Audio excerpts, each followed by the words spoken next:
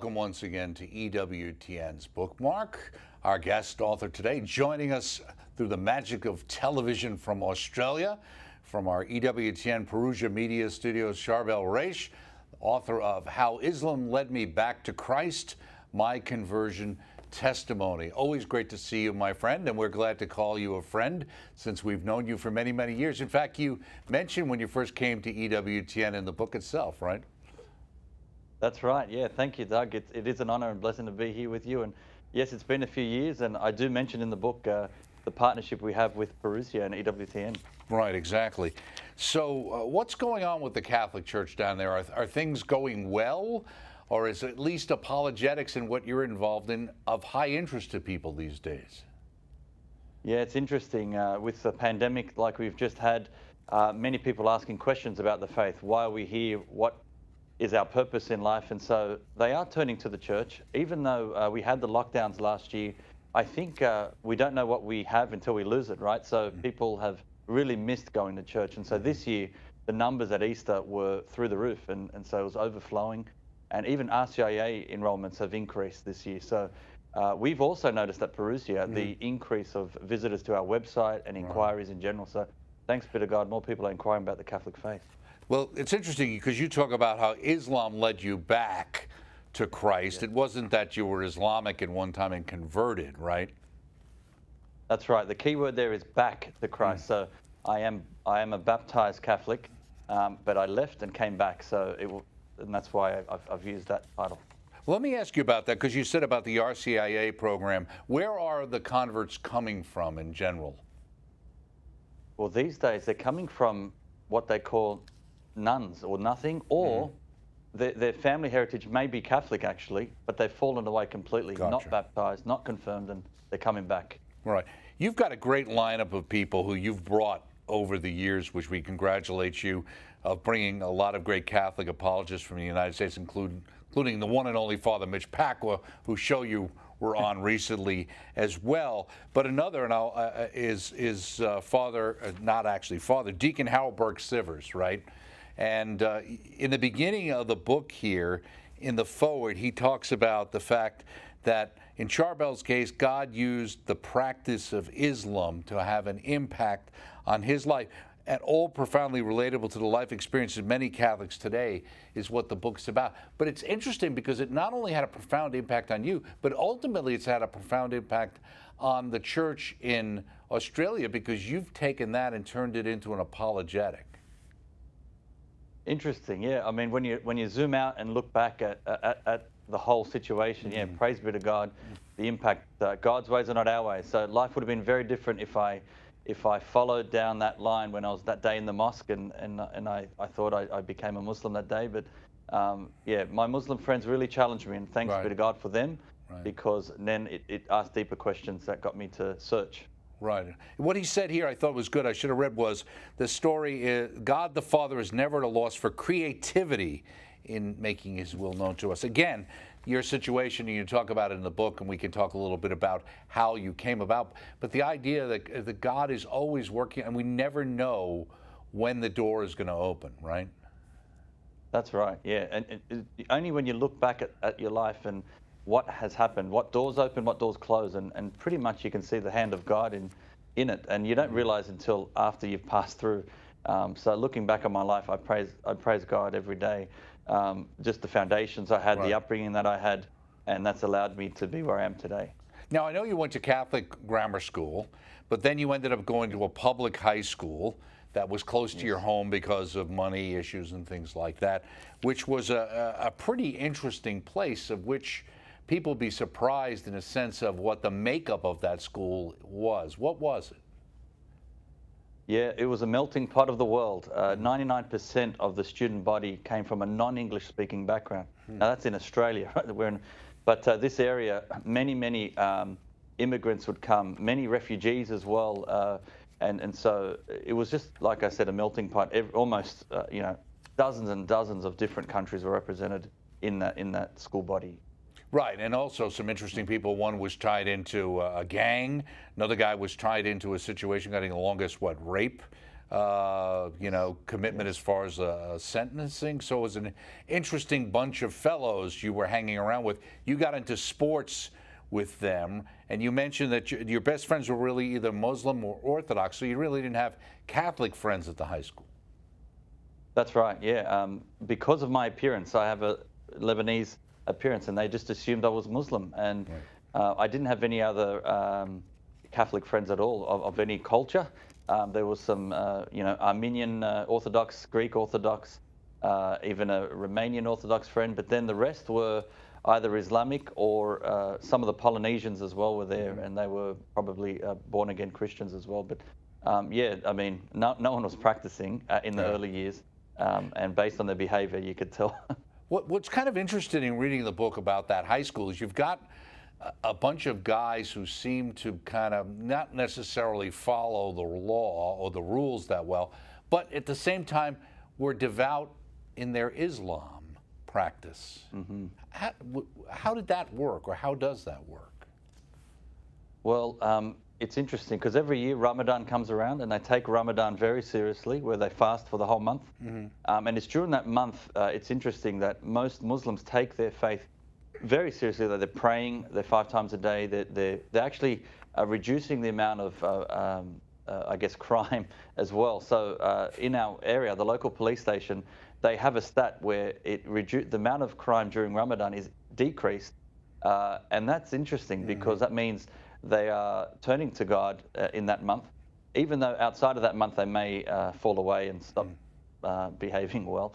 It's just, I think, this us and them mentality where Islam is completely foreign to, say, the Western culture, and that's where there's no real connection there. There's a sense that they need to, we are not of that faith, and so therefore they need to help us.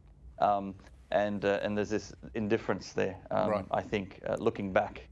Right. You also said one of my teammates was a devout Muslim, was always asking me questions about Christianity, not to get answers, but to show me its flaws. It's also that idea that, and this is a salute to them, that they were interested, in a sense, in converting you to their religion. It was important enough to them to want you to be converted, which many Catholics, let alone Christians, don't really bother people these days. That's right. Very good point. Right from my first year in high school, where they questioned me about why I wear a crucifix or all these other aspects of the Christian faith. And it was great. That's why I thank God every day for them, because they did drill down and get to the bottom of our faith. I couldn't answer them, and that's a real problem. I couldn't answer the reason why we call Jesus God or the Son of God, and that really confused me. And I didn't have any answers for them, and they kept drilling. And looking back, I think that really impressed me. One of the things was they took their faith seriously, and I didn't know any Catholic that took their faith seriously. It's interesting, though, because when you kind of take on the apologetic later, and you have that discussion with that young man, and you kind of list the questions that went back and forth between the two of you, it's interesting how many, as much as they seem to know, there seems like a lot of things they don't know. Absolutely. The misconceptions there's a longer list of misconceptions, and again, I don't blame them. They have been ill-informed, and that's why we need good formation, good education, and so I think we need to re-educate, almost re-evangelize Catholics, go back to basics, and get to the core of our faith. But so we can evangelize the world. Right. But of course, there's lots of misconceptions out there to our culture today. You have a very interesting experience where you talk about the day at the mosque after you went back with the sheikh, and they wanted you to do the prayer, and you kind of did the prayer, and then you were supposed to go in the shower and come out with the gown on, or you had the gown on and take a shower to cleanse off your past, right? And then come out. Yes. But you had some sort of experience in that shower that stopped you from going forward with that. What was it? Yeah, I heard as I was having that shower, now I've just did the Shahada prayer, I've just given my life to Allah and Muhammad, and I'm in the shower, and I had this urge to pray, and the only prayers I knew was the Our Father and the Hail Mary. And so I said one Hail Mary after the next, and it ended up being a decade of the Rosary. And it was on that 10th Hail Mary, I was putting the white gown on, and I heard this whisper, "Not yet, not yet." And I believe to this day that probably Our Lady, because I guess I was addressing her during the shower. And thanks be to God, I heard that, because I put my normal clothes back on. I didn't put the white gown on, and I didn't go all the way with the, I guess, the whole conversion ceremony, if you like. So thanks to Our Lady, I think she saved me at that point. And then you talk about going home, and you said, I'm very confused. You were talking to your mom, as you say, Mum, is calling me. Yes. I feel like God's calling me a Muslim, Mum. She said, I thought it was interesting. She probably pointed right away. Go to the church and go ask Jesus if he wants you to be a Muslim. That's right. My mum put it in front. Now, before that, she gave me a big slap on the face right across. I still feel it today. Oh, really? She's a Maronite Catholic mum who really. It's part of the culture, right, and from the Middle East, so there was that tension in the Middle East, Muslims and Christians. But for her to have her son say he just became Muslim really shocked her. But thanks be to God, she said what she said. She said, ask Jesus if he wants you to be a Muslim or a Christian, and whatever he tells you, I won't get in the way. So the fact that she gave me that option, I listened. If she didn't give me the option, I probably wouldn't have listened. Right. So as an 18-year-old rebel, I probably would have not listened to Mum. But the fact that she was open that Islam could possibly be true, or at least allow me to experience that, then I went. I walked to the church, and yeah, it was an amazing experience I had there too. Or maybe she was sure it wasn't and just needed you to see that you got the right answer because she knew our Lord would give that to you. I think so. Right. Yes, I agree.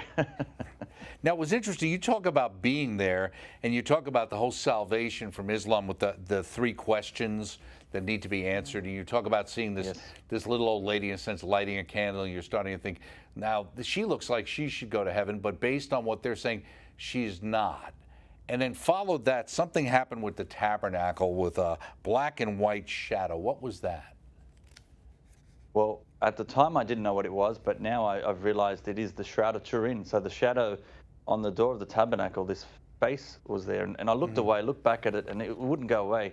Now, whether or not, and it was the way the light hit the tabernacle, and but whatever, it formed in my mind a face of Jesus, and it wouldn't go away. And then I heard that an inner voice, not through my ears, but just in my heart, Charbel, are you going to give up all that I've done for you? And I knew that to be the voice of Jesus.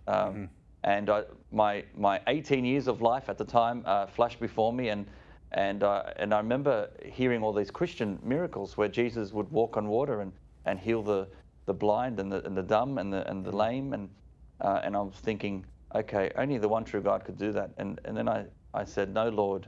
I called Jesus Lord for the first time, and I said, I'm not going to give you up. And that's when I could breathe, and this weight came off my shoulders. And I'm a Catholic. I'm going to remain a Catholic, and now I need to know why.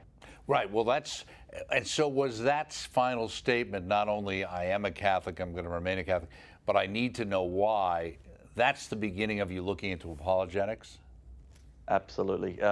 That parish, out of all the parishes in the country, this particular parish, St. Michael's in Belfield, Sydney, had weekly apologetics. It was called Lumen Verum Apologetics. And every Friday night, they would have a guest speaker on. And so I would turn up to these, and lots of, as I say in the book, terms I've never heard before, like encyclical. It's not a word that I understood. Or transubstantiation, never heard that one before.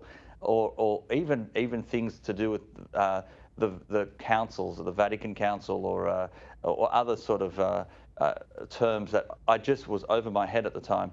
But during Q&A, I'd put my hand up and I'd ask questions. Why do we Christians believe in a Trinity? How do we describe it? How do we know that Jesus was both divine and human? How can we explain that? Did Jesus know who was God? How do we prove the resurrection? All these things. And I would, week after week, ask these questions. And thanks be to God, these guests would have answers. And I would go back and write them down and just keep building up my understanding of the faith in those early years. And you talk about that experience in this particular chapter, chapter 3.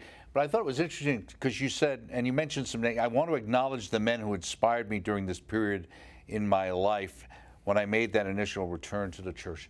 Why were those people so important to you? They were the very people I needed at that time in my life. Like I said, I didn't know any Catholics, any devout Catholics, particularly my age. And when I went back to church, having leaders like, at the time, Dr. Robert Haddad, who has been on this episode a while ago, and then David Obeid. These were the founders, and Arlette Bowen, the founders of Lumen Verum Apologetics. But then there was these other young adults there, and for the first time I came across young Catholics my age, and that inspired me too. So if it wasn't for them, I probably wouldn't have had that support, and so it would have been just me on my own. But finding these others, I felt at home in the Catholic Church, and that really helped. And I can't stress that enough. Having a good support around you really makes a big difference. Now, you talk about that, and you talk about in chapter 4 the idea of longing to spread your faith. How did that come upon you?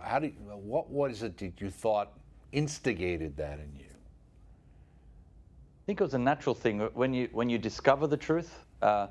And it just blows your mind. You just think, wow, this is amazing. This infinite truth, it makes so much sense. And it was like a treasure, like Jesus talks about the treasure in the field. Do you bury it or do you share it? And so I didn't want to just keep this treasure, newly found treasure, to myself. I wanted to share it with others, and I couldn't help it but do it. It just was a natural response. And so I would tell people at work, I would tell people in all sorts of secular environments, and they knew I was definitely on fire for my faith at the time, so I just couldn't help but share the faith. And one of the earliest inspirations for you, and he comments in the beginning of the book, was Scott Hahn and his audio cassettes, right? That's right. Actually, you might like this, but my first experience of Scott Hahn, first of all, it was on a cassette. So I first heard him through a cassette. I wonder if our viewers would remember what cassettes were, but it was What Was the Covenant? That was the first CD or cassette. And I learned about the Trinity, and it just made so much sense, and I couldn't get enough of it. So every single day I would listen to a new cassette. And I thank my spiritual director at the time, Father Chris, who gave me that first cassette. And there we did Bible studies together and kept going. But he also invited me to his place to watch EWTN.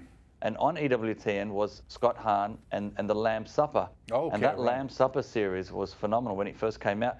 Right. So I watched that, and we got a group of guys together, and we sat down and would watch the Lamb's Supper on EWTN and take notes. And so then the first time I saw Scott Hahn was on EWTN. And that was, we're going back 20 years now. So right. Thanks be to God for EWTN. That show with Jeff Cavins was made in 1996, the summer of '96. It was actually put together. Yeah, Our Father's Plan was brilliant. Our Father's Plan is the one I was thinking of, but I watched that the Lamb's Supper with his show, right? Exactly, another early show. Well, interesting. You say in my debate with my Muslim friend, which I alluded to in chapter 5, you talk about. He said he was reading the Bible, and that we Christians should be reading the Bible correctly, as Jesus did not claim to be God there. And he talks about, you go back and forth, and you ask questions here, and where do you find this or where do you find that in Scripture? And I thought one of the things you said, where in the Bible does Jesus say, "I am God, the Son of God, worship me"? And I guess the point is he doesn't explicitly necessarily say that. You say, if we're to be consistent, we need to apply the same rules to the Quran. Where in the Quran does it say the Tawhid, which is there is only one God, Allah, and his prophet is Muhammad? I mean... That's right. The point there is we can't enforce the terminology. It's a bit of a trap. So we know as Christians that the Gospels are crystal clear.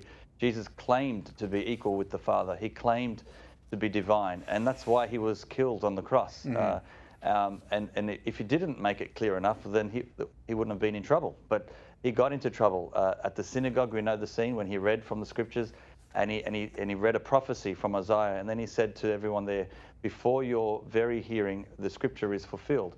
And they knew what he was doing. He was making himself equal to that prophecy as the Messiah, and they wanted to stone him and throw him off the edge.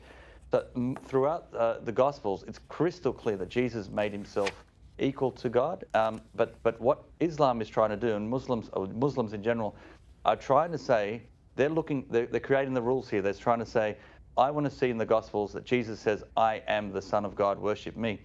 Well, okay, it does say that, but it doesn't say it in that order that you want it to be. Right. And so then let's be consistent. And every Muslim is required to say the Shahada prayer, or the Tawhid, And in the Quran, it's not found right through. It's in components, Right. but not as it is from start to finish.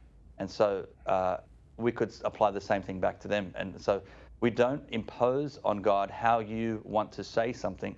God will reveal himself the way he wants to. And so when we discover that, there's no mistake.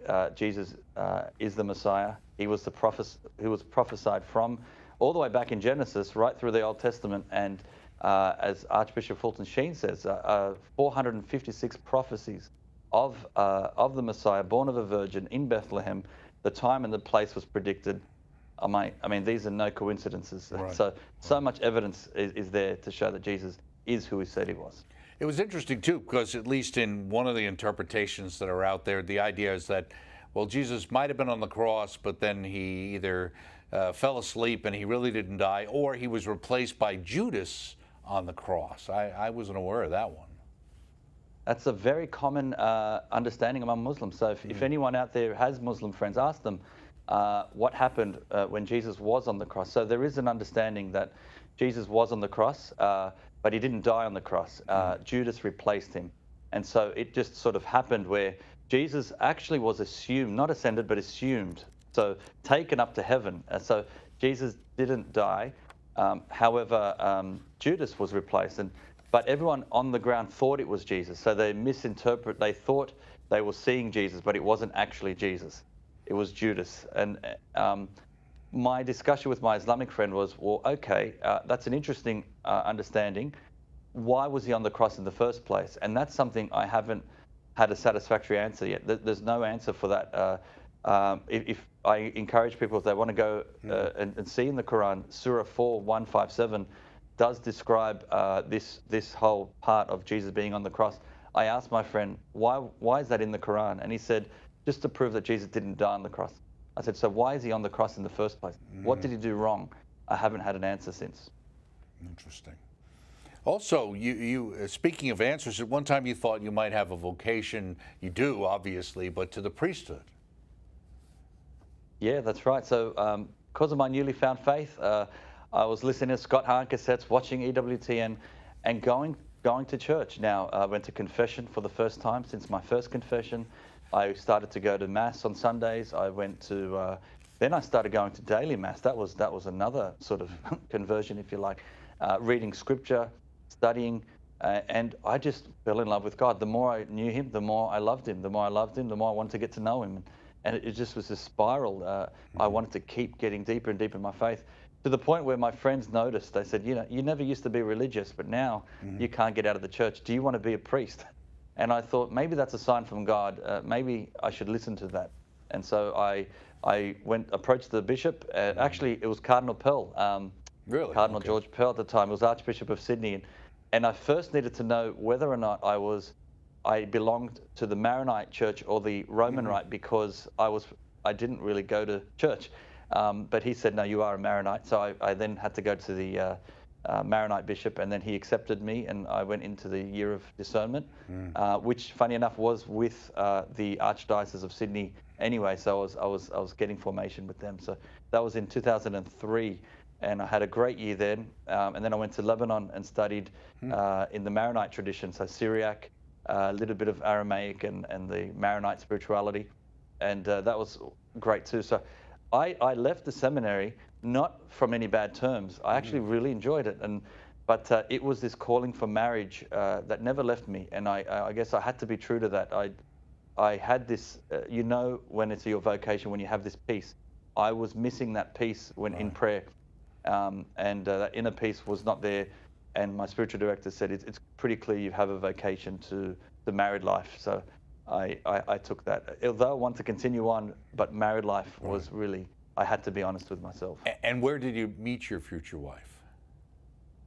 Funny enough, at a church called St. Charbel's, and the church was the very church I was baptized and confirmed in. So one that I left early on in my life, and I came back all these years later, and they had these faith formation nights there where guest speakers would come, and she was there, and we built a friendship, and from there, I asked her to get to know me more, and thanks be to God, within couple of years we got married at that very church, 1st of July 2006. Right. And you've been married a number of years, obviously, with that the case, and you have a fair number of children, right? Praise be to God. Yeah, we're blessed with 8 children, 1 in heaven, and there's one, sorry, I should say 9, because my wife is expecting in July, so please pray for her. Will do. Let me ask you about your plans for Perusia Media coming out of the post-COVID experience and your plans for expansion. Yeah, thank you. I mean, Perusia was born out of a need to spread the faith, and so when I wanted to share the faith personally, it went to the next level when we formed Perusia, and thanks to COVID, everything's really exploded as far as the reach online. Over 116 countries now are in touch with us, and we're doing a lot more virtual events, virtual pilgrimages, virtual conferences. We're also preparing for a Perusia Academy, which is something that we're very excited about. We've been working on for a while, and that's going to bring together some of the best American professors and Australian ones too. And we hope that adults can take advantage of that, accessible to anybody. So look out for that. And I encourage anyone to visit perusiamedia.com to learn more about what we're doing, because there's always something new. We have a podcast as well, and some free articles, free videos there, and a YouTube channel. So there's a lot going on at the moment, but thank God. I pinch myself every day that I'm doing this work. I just living the dream right now, and it doesn't feel like work. It is a mission, and I thank God for it.